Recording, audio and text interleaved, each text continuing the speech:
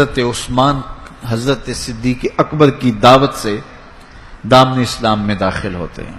ان کے چچا نے انہیں کچی کھال میں لپیٹ کر کے دھونیاں دی کہ اسلام سے منحرف ہو جاؤ، لیکن حضرت عثمان بن عفان ڈٹے رہے اور استقامت کے ساتھ اسلام پر گامزن رہے، اور اللہ نے ان کو پھر جو شانیں دیں، حضرت آدم علیہ السلام سے لے کر حضور علیہ السلام کے دور تک کبھی ایسا نہیں ہوا کہ کسی کے نکاح میں کسی نبی کی دو صاحبزادیاں آئی ہوں۔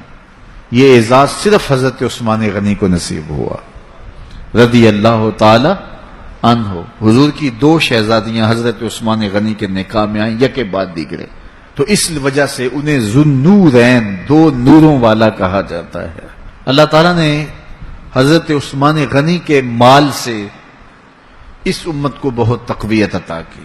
تحریک اسلام کے لیے جن لوگوں نے مالی وسائل پیش کیے، ان میں نمایاں نام حضرت سیدنا عثمان غنی رضی اللہ تعالی عنہ کا ہے۔ آقا کریم علیہ الصلوۃ والسلام کے کہنے پہ انہوں نے جتنی ضرورت پڑی اتنا مال پیش کر دیا۔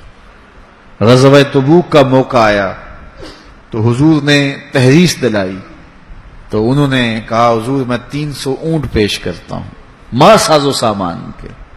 تو حضور نے پھر تحریص دلائی تو پھر کھڑے ہو گئے، پھر تحریص دلائی تو پھر کھڑے ہو گئے، اور جو حضور کہتے رہے وہ پیش کرتے رہے۔ بیر روما کی کہانی آئی، جب مدینہ المنورہ میں ہجرت کر کے آئے تو مسلمانوں کے لیے کوئی میٹھا پانی دستیاب نہیں تھا۔ قریب ترین باغ بیر روما تھا، ایک یہودی کی ملکیت تھا، وہ مہنگے داموں دیتا اور مسلمانوں کی مجبوری سے اور زیادہ فائدہ حاصل کرتا۔ غریب مسلمان تھے، گھر بار چھوڑ کے گئے تھے، پانی بھی مول کا خریدے اور وہ بھی مہنگے داموں، پھر یہودی کے نخرے اس پہ الگ۔ حضور نے فرمایا کوئی ہے جو مسلمانوں کے لیے پانی کا انتظام کرے؟ عثمان رضی اللہ تعالیٰ عنہ نے عرض کی حضور یہ ذمہ داری میری ٹھہری۔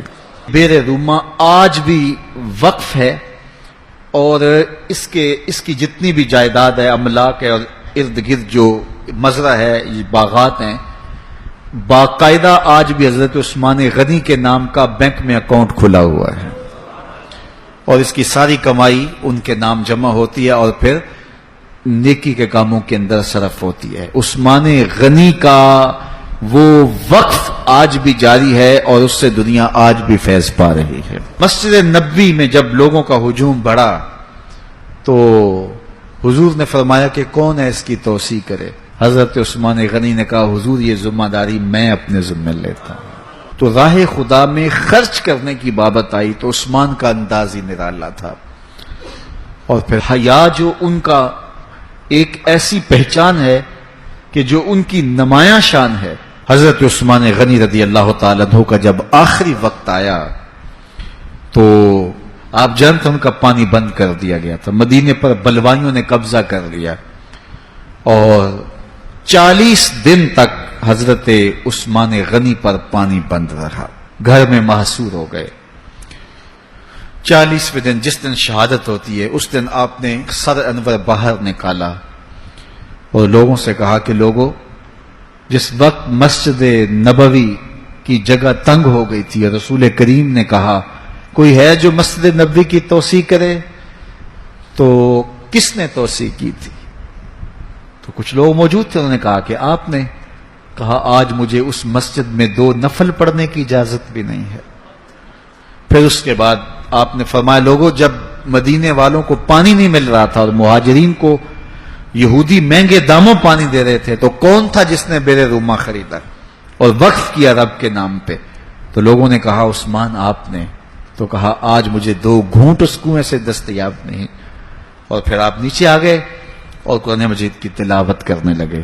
اور جب حضرت عثمان غنی کو شہید کیا گیا 40 دن پیاسا رکھنے کے بعد، تو اس وقت آپ قرآن مجید کی تلاوت کر رہے تھے اور آپ کا خون قرآن مجید کی اس آیت پہ گرا، فَسَيَكْفِيكَهُمُ اللَّهُ، اور حضرت عثمان غنی شہید ہو گئے، امام مظلوم ظلمن آپ شہید کیے گئے۔ کل قیامت کے دن عثمان غنی تلاوت کرتے اٹھائے جائیں گے۔ اللہ تعالی حضرت عثمان غنی کی روح کی برکت